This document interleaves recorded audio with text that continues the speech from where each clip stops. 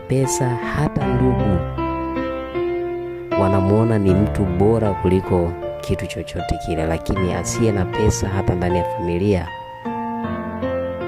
hata apatwe na changamoto kubwa kiasi gani, lakini hakuna rafiki wala ndugu ambaye anatingishika kwa sababu thamani yake ni ndogo.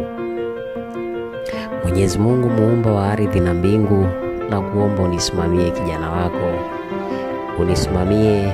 Nimeshafahamu kwamba thamani ya utu wa mtu ni pesa. Ukiwa na pesa utakuwa na thamani kwa kila mtu. Ukiwa na pesa utasogelewa na kila mtu. Hakika mwenye pesa ananukia. Ukiwa maskini, ukiwa fukara, kila kona itakusema wewe kwa mabaya na si kwa mazuri.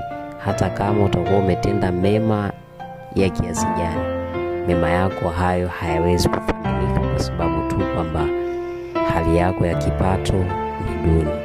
Mwenyezi Mungu, nakuomba unisimamie, uniongoze katika kutafuta kile ambacho ni cha halali kwangu, kwa sababu Mwenyezi Mungu anakupitisha mja wake katika mitihani ili uweze kufumbua